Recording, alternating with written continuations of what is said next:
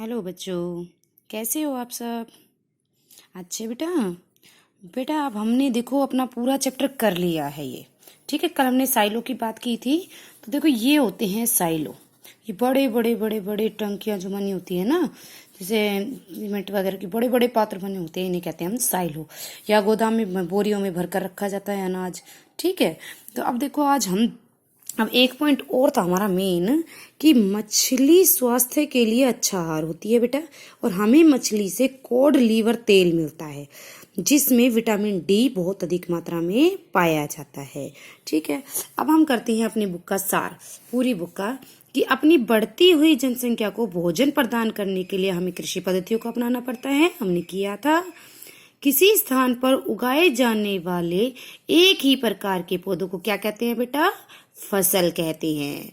ठीक है, भारत में फसलों को ऋतु के आधार पर कितने वर्गों में बांटा है बेटा, हम पता है हमें 2 वर्गों में। नंबर 1 रबी, नंबर 2 खरीफ की फसल। जुताई करते समय मिट्टी तैयार करना, उसे समतल करना बहुत जरूरी होता है। इस कार्य के लिए किसका प्रयोग करते हैं, हम हल का प्रयोग करते हैं।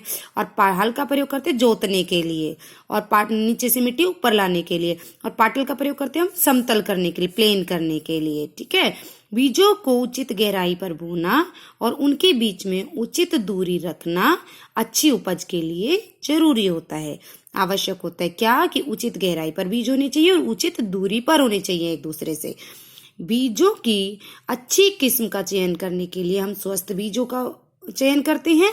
स्वस्थ बीजों का चयन करने के लिए हमारे पास विधि है, सीड ड्रिल की सहायता से बुआई की जाती है। आधुनिक युग में मिट्टी में पोषकों की समृद्धि और पुनः पूर्ति की आवश्यकता होती है, क्योंकि एक फसल बो देते तो वो पोषक तत्व ले लेती है, जिसे कार्बनिक खाद, जो हमारे घरों में हमारे खेतों में खाद बनाई जाती है हमारे घर के अपशिष्ट पदार्थों से, उर्वरक के उपयोग से किया जाता है। खेत में खाद और उर्वरक डाले जाते हैं ना।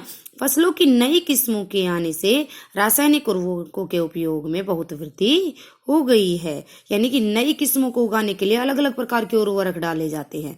तो ये कह रहा है कि रासायनिक उर्वरकों की वृद्धि के उपयोग में वृद्धि हो गई है, कि भी ज्यादा उर्वरक डालेंगे अच्छी फसल होगी। लेकिन मिट्टी तो खराब हो रही है ना बेटा इससे। उचित समय एवं अंतराल पर फसल को जल देना क्या कहलाता है, सिंचाई। निराई आपको पता है, खेत में से अवांछनीय पौधों को हटाना निराई कहलाता है। खरपतवार को हटाना निराई कहलाता है। अवांछित एवं बिना उगाए पौधों को हटाया जाता है, जिन्हें खरपतवार कहते हैं। कटाई का अर्थ क्या है, पकी हुई फसल को हाथों से या मशीन से काटना कटाई कहलाता है। जब फसल पक जाती है तो हम काट देते हैं। दानों को भूसे से, यानी कि अनाज को भूसे से अलग करना थ्रेशिंग कहलाता है बेटा। बीजों को पीड़कों यानी कि सूक्ष्म जीवों से, छोटे छोटे जीव होते जो सुरसली होती है हमारी, ठीक है, कीड़ी मकोड़े होते हैं, एवं सूक्ष्म जीवों से सुरक्षित रखने के लिए, संरक्षित यानी सुरक्षित के लिए उचित भंडारण आवश्यक है, यानी कि सूखी जगह पे भंडारण आवश्यक है। पशुओं को पाल कर खाद्य पदार्थ प्राप्त किया जाता है, यानी कि अपने उपयोग के लिए पाल रहे, इसे कहते हैं पशुपालन। ठीक है बेटा, मैं उम्मीद करती हूँ ये आप लोगों को सब कुछ समझ में आ गया होगा। आप देखो प्रमुख शब्द इस चैप्टर में कौन कौन से थे।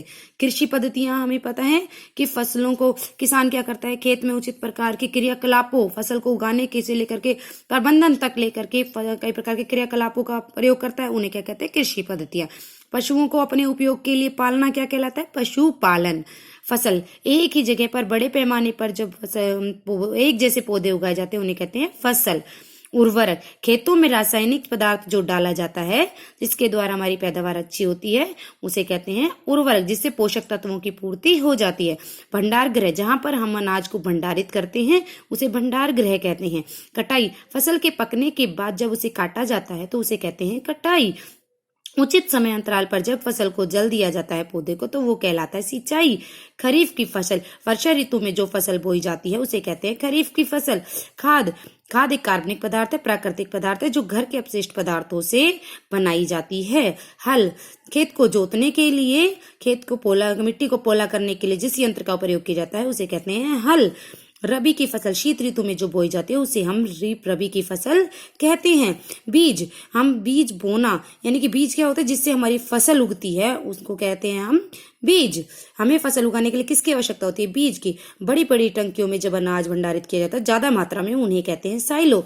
बीज बोने की विधि को बुआई कहते हैं। घर में अनाज को इकट्ठा करना या बड़ी बड़ी जगह, सूखी जगह पर अनाज को इकट्ठा करना भंडारण कहलाता है। अनाज को भूसे से अलग करना थ्रेशिंग कहलाता है। खरपतवार, खेतों में जो अवांछनीय पौधे उग जाते हैं उन्हें हम कहते हैं खरपतवार। खरपतवार वे रसायन जिनके द्वारा खरपतवार को नष्ट किया जाता है वो कहलाते हैं खरपतवार नाशी। फटकना, छोटे खेत का किसान अपने अनाज को भूसे से अलग करता है फटक कर, उस विधि को कहते हैं फटकना, यानी कि विनोइंग। ठीक है बेटा, अब मैं उम्मीद करती हूँ कि आप लोगों को ये चैप्टर बहुत अच्छे से समझ में आ गया होगा। ठीक है, कल हम इसके एक्सरसाइज के क्वेश्चंस की रिवीजन करेंगे। Okay, thank you.